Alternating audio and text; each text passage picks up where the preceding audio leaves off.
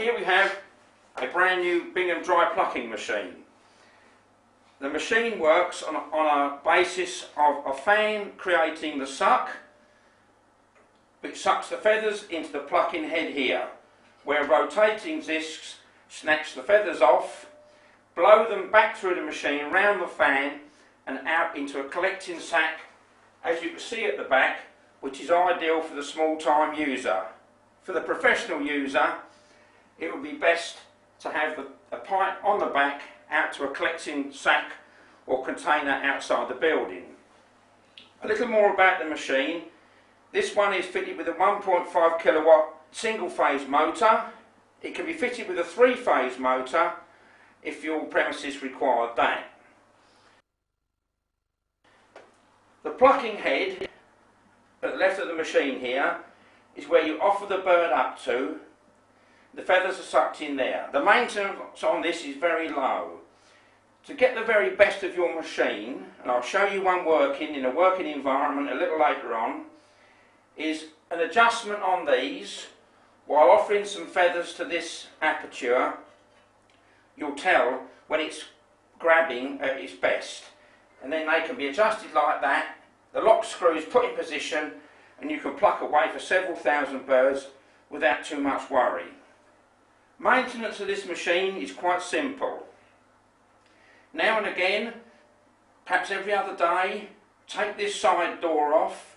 You can remove the plates quite simply to make sure that this is not blocked up with feathers. On putting it back together again, half a pump of grease on the grease nipple here, and moving around the other side of the machine, there's 2 grease nipples there, and half a pump on those per day if you're doing a lot of work. And there is a little trap underneath here that can be undone to let pieces of bones or lead shot and other such things out of there. And once a year it might pay you to take these 2 butterfly nuts off here, carefully prise this off as it's cast aluminium. Just make sure the blades of the machine haven't got any build up of fat or anything like that on there, which could throw the machine out of balance and affect its running. But apart from that, they're good machines, been proven, been used a long while. So there we have a nice new Bingham dry plucker. The Bingham plucking machine is quite capable of doing all the birds you see in front, ranging from all the game birds along to domestic poultry. And here we have a nice cockerel here. When these are killed, we do these hot, as opposed to the game is all done cold. The cockerel needs to be killed and hung for a couple of minutes to let the blood run down through, and then plucked on the machine, holding the skin tight, offering it to the machine, and a nice tidy job can be done there with just a little bit of hand finishing at the end. Pheasants can be done nice and tidily just the same, leaving the wings on. But as you can see here, I just twist the passer's nose off first. You use the wings in the same respect. I'll be showing you how to do one of these on a machine. Wildfowl, the Bingham machine shines through above other machines because it's capable of doing wildfowl, mallard especially, to this standard that doesn't need waxing. And we just take the wings off with a pair of secateurs, which makes the plucking much easier. Small game birds such as partridge and a woodcock here, no problems whatsoever. But the Bingham machine is the only machine I think you'll ever need to do any of these birds. Okay, moving on, the Bingham plucking machine is quite capable of plucking domestic poultry, as you can see here. If you're wishing to do chickens on them, of course, other than game that is dead before you get it, the chicken needs to be killed and hung up and left to hang for a couple of minutes to let the blood drain, the flight feathers pulled, and away we go. This old machine, I might add, over 20 years of age, still providing good service. I don't suppose I could do any better with the new machine other than this one. So to prepare the bird, we hold the wings back behind, and offering the bird to the machine, keeping the skin tight at all times.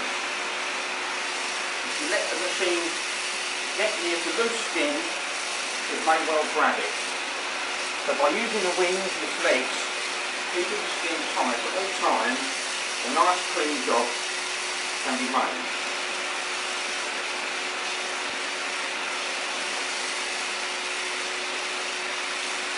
And there you can see, apart from a little hand finishing that's required, as is always the case with poultry, a good job has been done. And there we have the Bingham dry plucking machine on domestic poultry.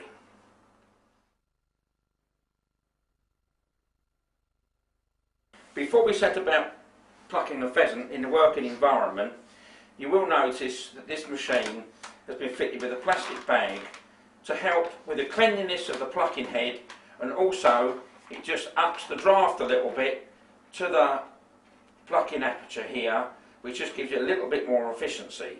I've also fitted a pipe to the back of the machine to take the feathers out to a collecting bag outside, as opposed to having a hessian bag hanging on the back, which makes a bit of dust in the working environment.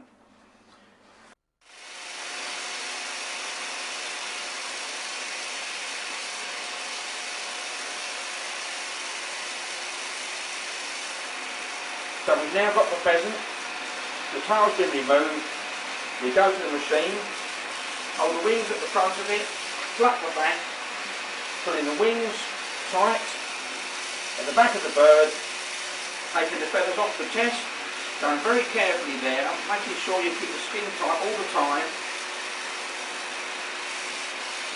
Down the legs, back up the legs again.